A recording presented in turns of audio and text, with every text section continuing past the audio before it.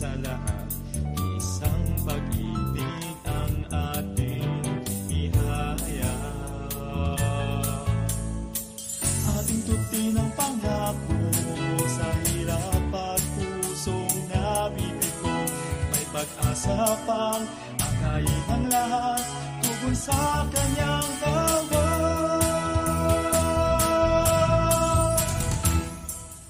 Agustino ka, Agustino ako, ating pag-ibig, ang lakas ng puso, atin ang napanguna.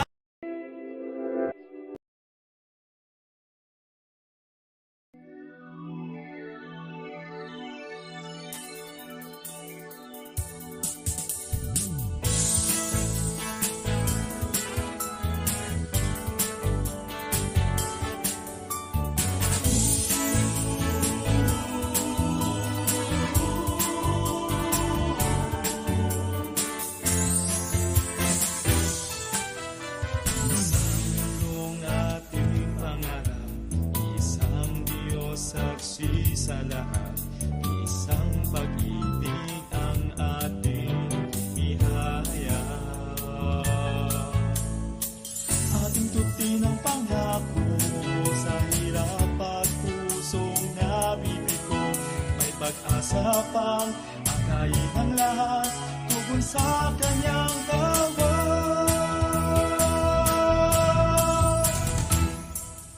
Agustino ka, Agustino ako, ating pag-ibig, ang lakas ng puso, atin ang napangnayan sa buong mundo.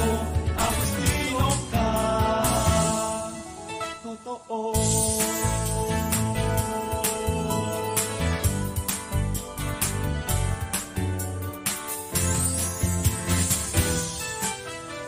Daan-daan ng taon na hinarap, daan-daan ng taong pagsisikap, isang tibok ng pusong nagmamahal. Ating tutin ang pangako sa hirap at pusong nabibigo. May pag-asa pang akayin ang lahat, tugon sa kanyang tawag.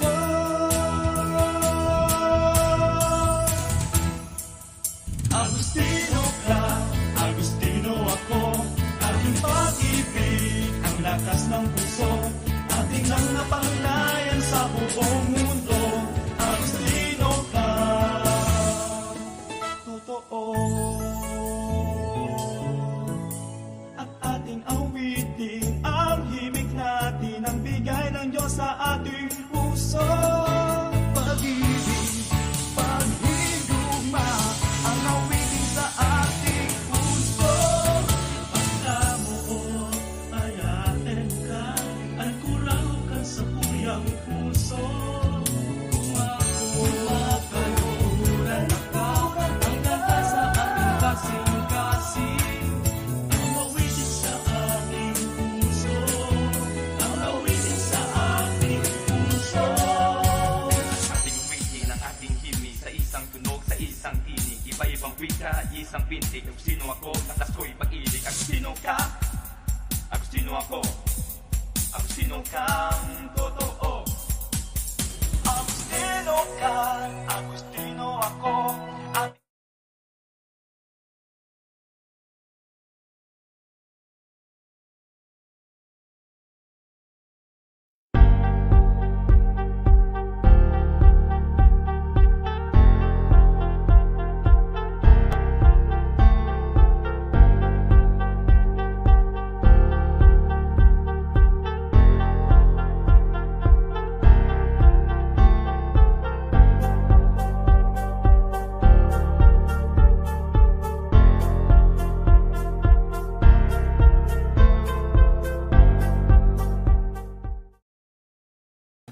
Good morning, Augustinians! It's a great and beautiful day. God will surely bless and surprise us today. So quickly lang, before we start, let's have a quick kamustahan. So how are you guys doing today? Let's start with you, Maxine. Hi, these days have been really stressful. But I know that it's all worth it. I have council and also Kurt senior year, so there's more pressure with college applications. But I'm really excited for today's segment, huh? It's really exciting, and I'm sure that our Augustinians will be really inspired. How about you, Juana? I'm feeling really excited for our guest speaker. How about you, Kuya Kurt? I would say the same thing as what Maxine said. Like senior high school is it's stress, but at the same time it's so fun. There's council, of course, Supreme Student Council, and then you also have to handle academics along with that, and then you have to find time for yourself too. So it's really difficult, but it's really fun, and I'm making a lot of memories, even though it's just been the first weeks of school. So that would be my answer. Yes, wow naman. Nakakatawa. It's nice to hear stories from the two of you. And speaking of stories, guys, we are in another episode of Kwentong Guste. Not just a Maxine, because this is our first of many episodes of Kwentong Guste school year 2022 to 2023. That sounds exciting, Kuya Kurt and Ate Maxine. And I heard we are joined by grade 4 to 12 students today in this episode. Hello there, Augustinians. They are currently viewing us through the classroom. But of course, we are also live via CSA Sikam YouTube channel. So after this live viewing, you can definitely replay this episode. Yes, and shameless plug na din to kindly subscribe to our CSA Sikam YouTube channel and all of their social media accounts. Okay, you know what, Luis and Maxine? This episode is not just an ordinary episode because we are on the third day of our Fiesta Augustiniana, and we want to highlight the theme of this year's celebration. Tama ka dyan, Kurt. And this year's theme is very exciting because it talks about traveling or journeying. Luis, I have a question for you. Do you love to travel? Yes, I really love to travel. I actually traveled to the province to visit my family last summer. How about you, Kuya Kurt? Well, same here actually. I love the province. Shout out sa mga taga Nueva Ecija. That's where I'm from. And visit the province, and I love going out. The past month I've been going out a lot with friends and family. So yeah, I love to travel, love to go out. How about you, Maxine? Well, 2 years since the pandemic, and I haven't been out a lot. But if I were to pick my travel spot, it would be Romblon. I know a lot of you aren't familiar with that, but you know how when we travel, we usually travel for relaxation, adventure, but there's always this hint of tiredness after, and then you have to wake up early pa the next day to accomplish the plans that you have. But in Romblon, I feel at peace. I feel at home. So yes, that's my favorite travel spot. How about our fellow Augustinians? Can you guys share via Zoom chat your most unforgettable travel, either with your family or with your friends, or your lakwas? Yes, I am. I hope that you guys are sending in your answers. Yan, typing dyan sa Zoom chats nyo. But, okay, why are we suddenly talking about travel? Because this year's Fiesta Augustiniana speaks about ordinary biyahe to somewhere, but this talks about Byaheng Agustino, Tungo kay Kristo. Sounds deep and challenging, but okay. Lucky enough, we have invited someone who not only talk about our theme, but also share his story as an Augustinian. Tama. So without so much ado, because I know that our audience is already excited, as I have mentioned, but let us welcome Reverend Father Emil Alvarez, OSA. Hi, Father. Good morning. Hi there, fellow Augustinians. Thank you for inviting me here. Hi, Kurt. Hi, Juana. Hi, Maxine. And to all of you who are joining us through YouTube channel. So thank you for inviting me. And since I've heard you're talking about journeys, no? So allow me to also share with you my journey to the religious life, yung biyaheng papunta kay Kristo. So let me just share my screen with you.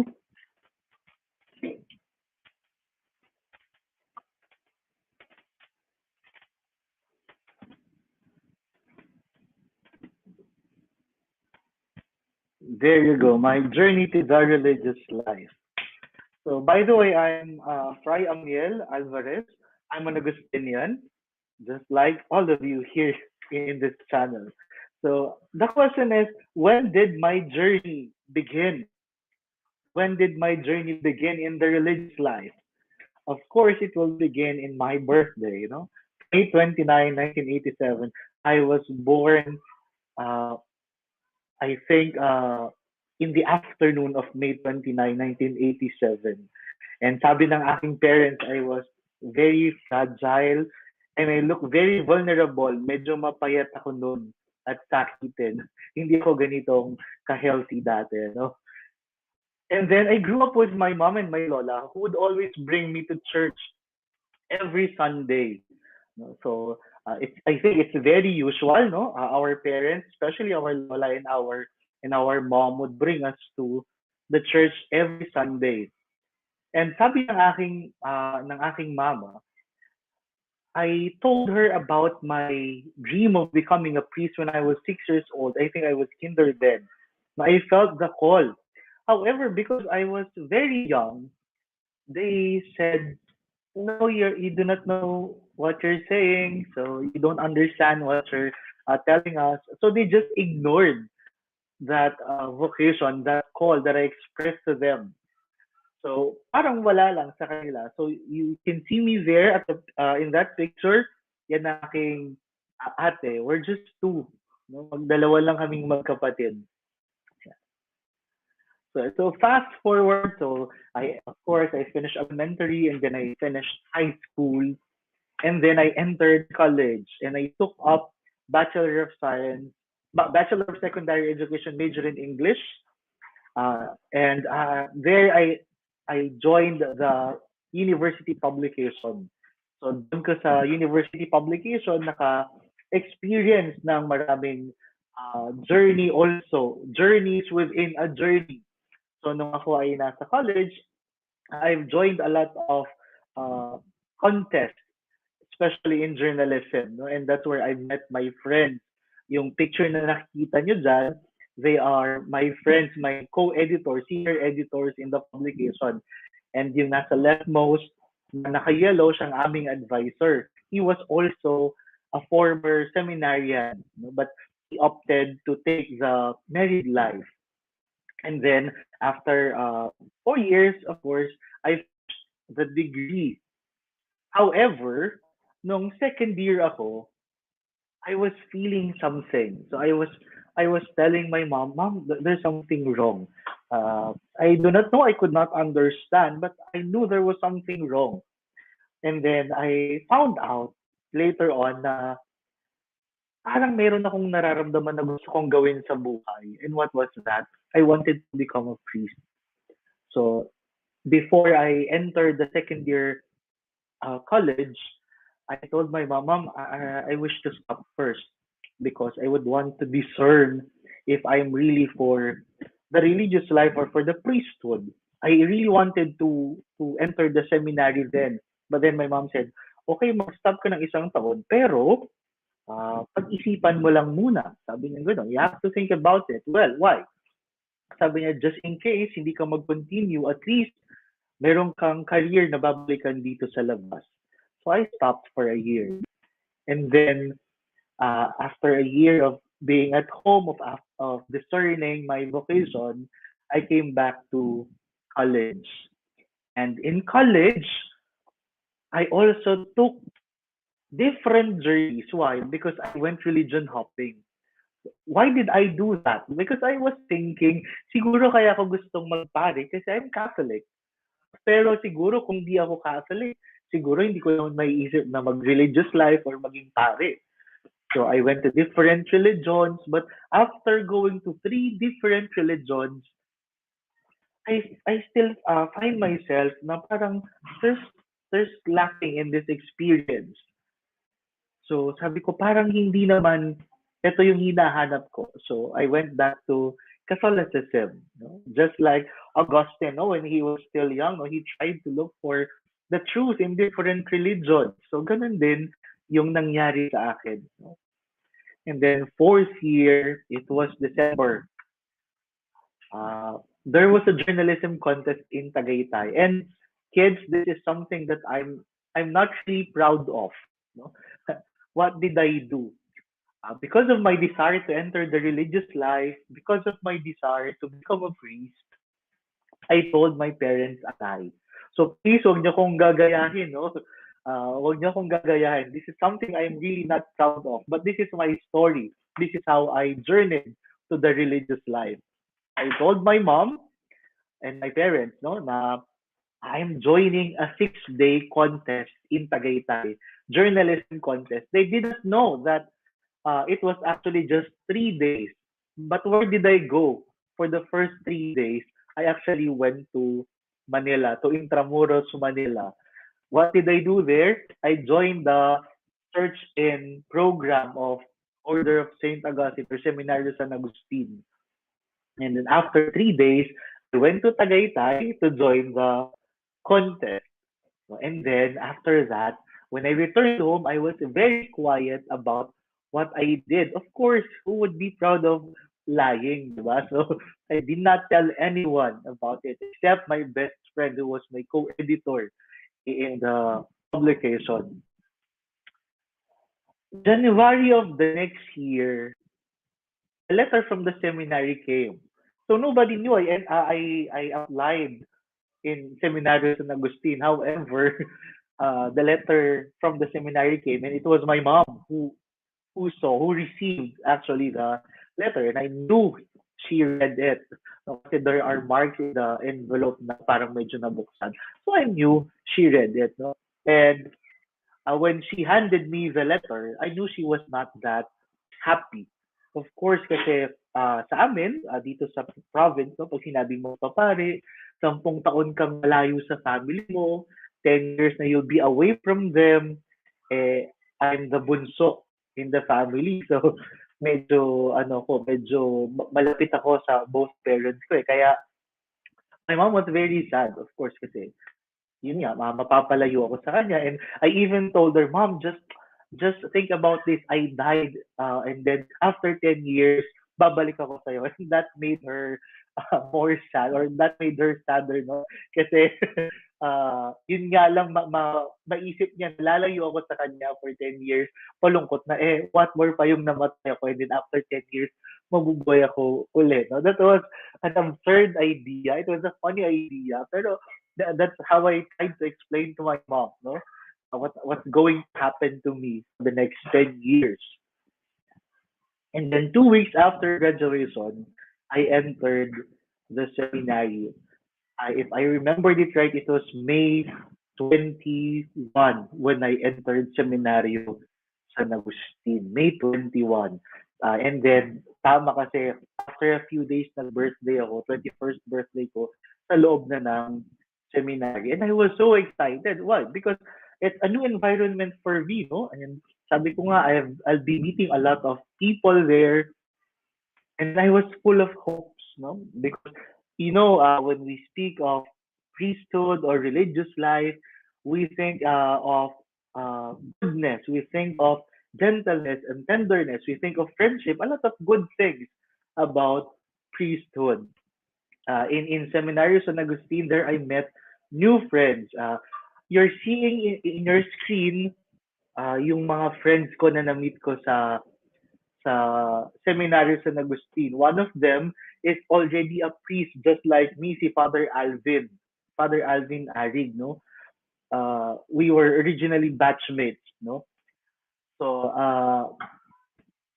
however, kahit na ako'y nandun na sa loob, no, despite that I've met a lot of new friends, there's something wrong. I was missing my family. Siguro kasi I'm not used to be away from my family. No? Kasi nga, bunso ako. I would always want to cling on to my mom and my dad. So, parang feeling ko nalungkot ako sa loob ng seminaryo. No? And then there were problems in the family. No? Siyempre, kahit pa paano, nababalitaan mo naman, may mga problema sa family. And I felt I was helpless because I was inside. And I couldn't do anything to help my family with their problems. So although I was happy inside, I also felt sadness. There were really moments when I would enter the chapel during the night and I was crying before the Lord in the crucifix. And I was telling him, Lord, you brought me here. Why naman did you allow this to happen to my family? So I was really very sad. And then, aside from that, I also felt insecure. Why? Kasi most of my batchmates were not just fresh grads, but they are young professionals. No, just like Father Alvin. Father Alvin uh, is a nurse. No? He has already a lot of experiences in his profession. Pero ako, pagdating ko doon, I was just a fresh graduate. So there was really this kind of sadness that I felt like parang hindi ako belong. Parang I felt I did not belong in that in that place, in that group. So what did I do? Yeah, or what happened to me? I had different personal crises. So I started to ask uh, about the truthfulness of my vocation. Talaga bang tinatawag ako ni Lord o baka naman gusto ko lang to? Baka pinipilit ko lang yung sarili ko na maging pare pero I really do not belong to this vocation. So what did I do? After a year and a half, I decided to go. No? It was November when I decided to go. But when December came, I felt something was really wrong being outside. So I said, siguro hindi ko naman talaga gustong umalis. Siguro napilitan lang ako because I had problems. So I had different personal crises. So what did I do? Ayan, umiiyak. I felt very sad, no, during that time. So what did I do? I tried to enter another seminary, and I entered the congregation of the missionaries of Our Lady of La Salette in Silang, Cavite. Ayan. So there I met new family. You look at me. I was very thin then, no. Ngayon na lang talaga ako tumaba. So ayan. So there I met this guys who became part of my journey to the religious life, and of course, uh, one of my favorite priests who became really a mentor for us, no? Si Father Eugene Andaya. He is a missionary of Our Lady of La Salette. No? I stayed with them for 4 years. Yes, I professed my temporary vows with them. However, even though I've already felt like I belong to the missionaries of Our Lady of La Salette, something inside my heart was telling me, you're not really happy. Yes, you're happy, but not that much. That's not the happiness that you felt when you were still in OSA. So there was an intense feeling of going back to my first love. Ganun daw kapag yung first love, binabalikan. So, yun. So after a year of being temporary vowed in the missionaries of Our Lady of Lasset, so I decided to part ways with them. I asked my superior to be dispensed. Well, I did not apply for the renewal of my vows. Hindi na ako nagpatuloy sa kanila. And then they allowed me. And then I told them of my plan of going back to the Order of Saint Augustine. And so I applied. And I returned to OSA. From the Missionaries of Our Lady of La Salette, yung logo na cross na may hammer and pincer, that's the logo of Our Lady of Missionaries of Our Lady of La Salette. No? From there, I transferred or I returned to the Order of Saint Augustine. So, sabi nila, first love never dies. Yan.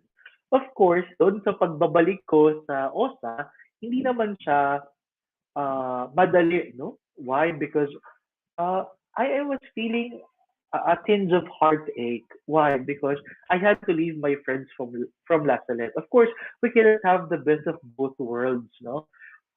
Somewhere along the way, you would have to sacrifice one thing for another. I left my friends in La Salette, but we remain friends. Up until now, we're still friends, no? However, I had to leave rather them, so that I can pursue my own journey. I can continue my own journey to the religious life, even though it meant leaving them, no? Journey to the religious life.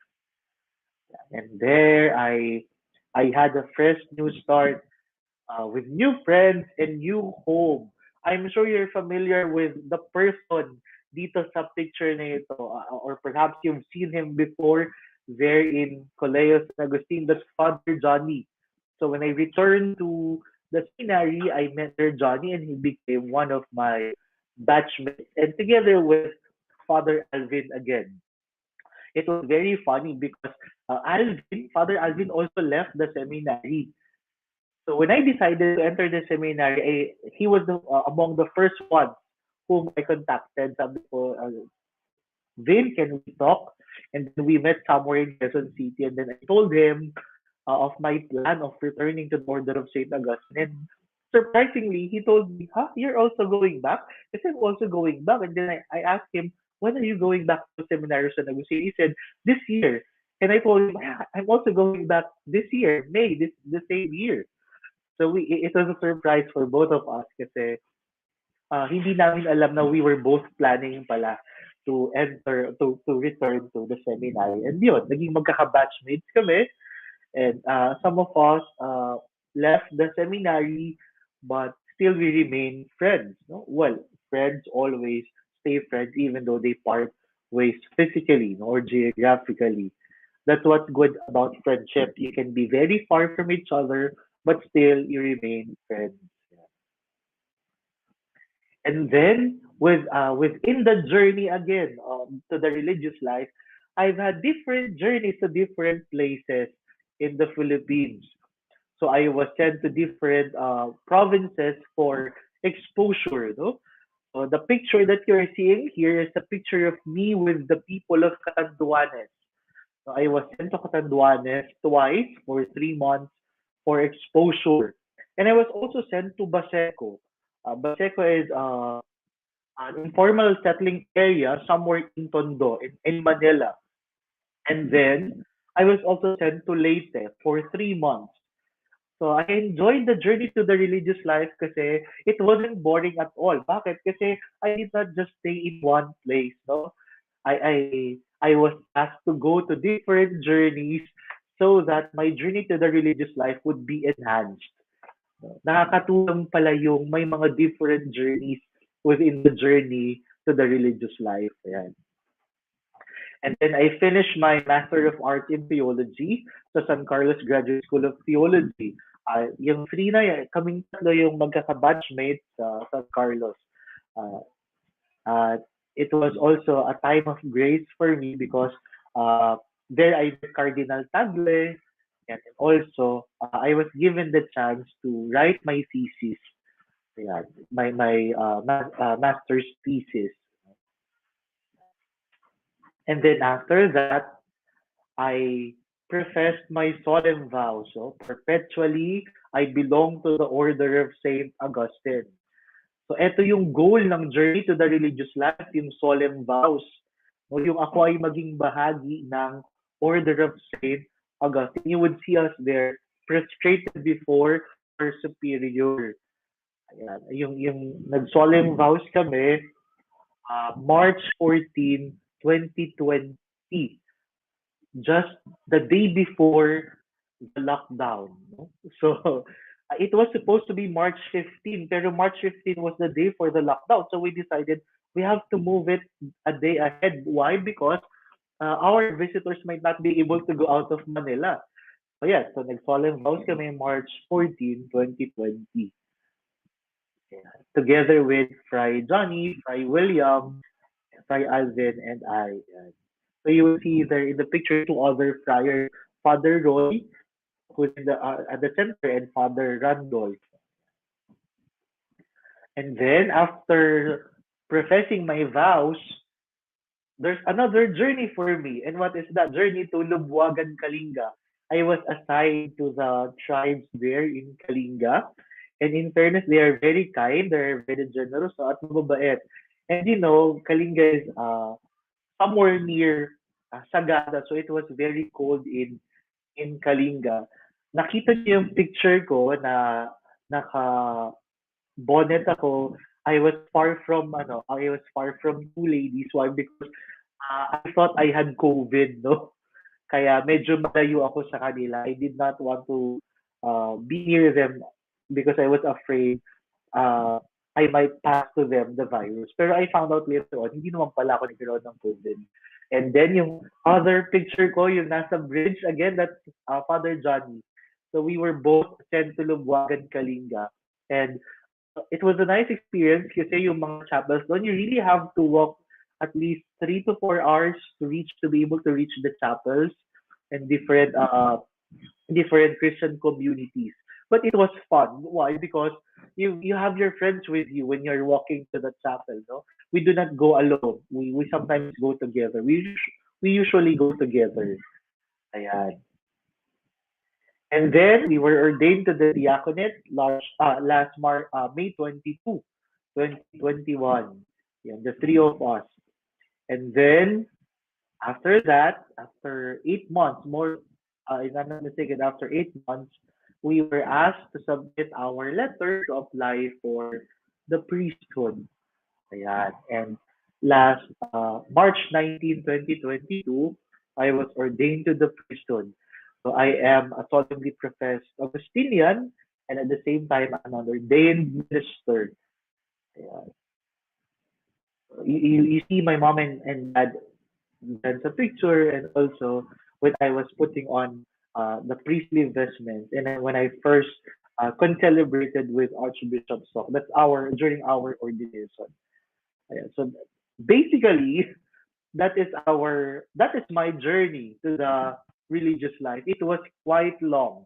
Normally, journey to the priesthood would just take 9 to 10 years, but I took almost 13 years. It took me 13 years no, to fulfill or to finish my journey.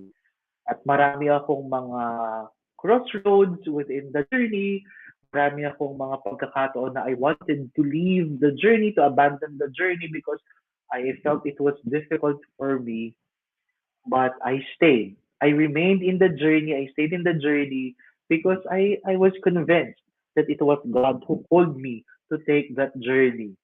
It was quite long. It was filled with full of difficulties, but what I can say is it's all worth it.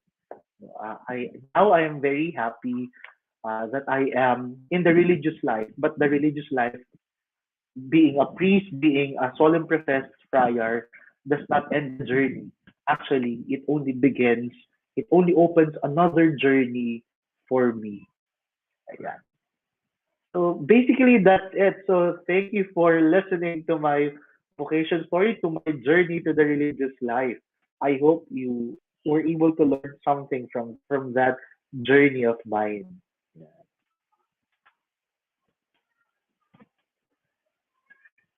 Thank you very much, Father Emil, for that very inspiring sharing to us. Yes, thank you very much, Father Amiel. And as your name suggests, Amiel, a servant of God or a person, a people of God. And I agree with Luisa po. I'm sure that the Augustinians were able to pick up bits and pieces of inspiration from your talk. Kurt, do you mind sharing with us naman what struck you the most about Father's talk? Hi, Father. I really liked your talk po, and one part that I really remembered out of your talk is you how you dealt with going to the seminary and your parents po, because it definitely seemed that there were a lot of problems, but then you were still able to go to the seminary nonetheless. And yeah, I think that would be the most interesting part po of the talk po. How about you, Luisa? What are your takeaways on Father's talk? What I really liked about Father's talk was how he talked about sacrifice. Like he said, you can have the best of both worlds. Okay, yes, I agree with you, Luisa. And Father, I really like how you talked about switching to different religions. I think that really embodies what Saint Augustine taught us about searching for the truth, and exploring or trying to figure out what you truly feel and what you can do to achieve what you want. And I also like how you mentioned that if it's really the will of God and if it's the plan of God for you, He will really sustain that and will provide what you need for you to achieve that. So yes, Father, I just have a question po. Oh, sure. Uh, what is your advice or what can you say to the young people or fellow Augustinians, especially nowadays, who want to take a path or a journey that is different from what the society dictates or what is common nowadays po? Okay, so uh, the society would want really to dictate us kung ano yung gusto na dapat at hindi natin dapat gawin. No? But sometimes the dictate of the society is different from the will of God. So what do I usually tell the young ones, no, who ask me about their decision to take another path? And I would usually tell them, please discern well, pray well, discern well, and always talk to someone whom you might think might be able to help you discern your vocation. Ano? Someone who can guide you para naman ikaw ay medyo hindi clueless sa iyong path na tatahakin. No? So aside from praying, you have to consult uh, with someone who is spiritually mature para mag-guide ka sa iyong path na tatahakin. At kapag nandun ka na sa path na yon, always remember, when God calls us, He does not promise us a walk in the garden one lazy Sunday afternoon. There will always be difficulties. There will always be challenges. But the thing is, you have to be very faithful to the Lord because He is faithful to you. There might be difficulties, yes, but one thing is for sure, He will never abandon you in that journey. He will be with you until you are able to finish that journey. There. Yes, thank you so much, Father. That was really wonderful po. Juana, do you have a question? Father, how do you cope nowadays when being away from your parents and family, especially during the pandemic? Oh, okay. Because of technology, communication is easier now, no?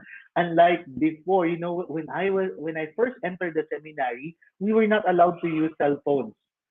No? We had to submit our cell phone to our formator, to the priest who is in charge of us. So walang way kung hindi yung every Sunday we can go out of the seminary.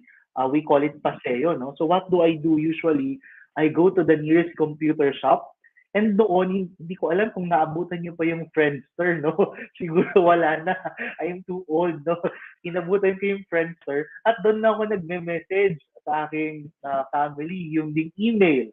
And then there were times really when I would leave the seminary at 12:30, and because our province is just near Cavite, I would really go to Cavite and then babalik ako after an hour travel from Manila. Pagdating ko sa amin, makikisnacks lang ako sa family ko and then sabihin ko, aalis na rin ako kasi 5 p.m. kailangan na sa seminary na. So, that's how I try to cope up with the challenge of being away from my parents. Nowadays, it's easier. You can just tell them, matatawag ako sa Facebook or sa Snapchat, gano'n. So, yun. Ganun lang.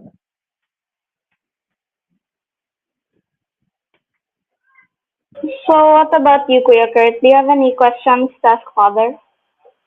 Actually, I do. And the question is, as someone who's also trying to balance all the things that life right now po, how did you balance po the seminary and the outside world? How do you balance both worlds po? Okay, so as I've said earlier, you cannot really have the best of both worlds. So when I entered the seminary, when I entered the religious life, I already told myself I'm saying no to the world. Not really that I am leaving the world. No, it's just that I say no to the small things that the world offers. Why? Because I already said yes to the Lord. So you cannot say yes to the Lord and also yes to the world. No? You cannot You cannot serve two gods. It's very difficult.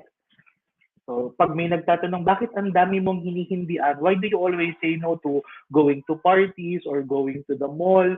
Well, I would tell them, because they would tell me, ang KJ mo naman, killjoy ka, gano'n.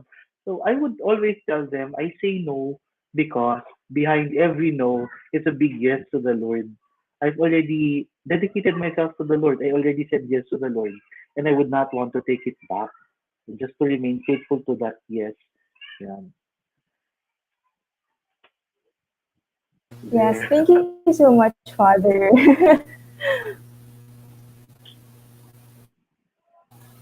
So yes, it's a wrap. Thank you, Father, for that wonderful conversation. Do you have any final message po for the rest of the Augustinian community?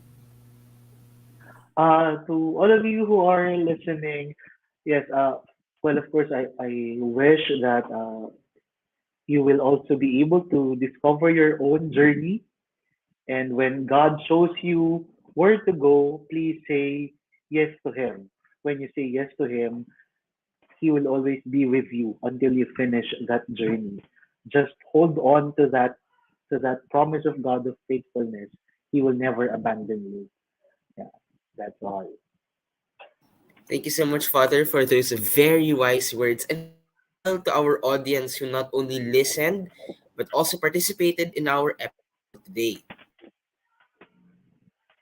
After this Kwentong Guste, the alumni talk will follow via classroom. And on Sunday, we will culminate the Fiesta Augustiniana with an Augustinian family mass to be attended by the PTA representatives per level. And the rest will join via classroom at 8:30 a.m. Yes, and we hope that you have learned a lot today, and rest assured that Kwentong Guste will bring more stories to you soon. Happy Fiesta Augustiniana, Luisa and Maxine, and Father Amiel. It's so nice to share this life with you all. And that's it. Once again, thank you very much and enjoy the rest of the day. Thank you, Augustinians. God bless. Puso ang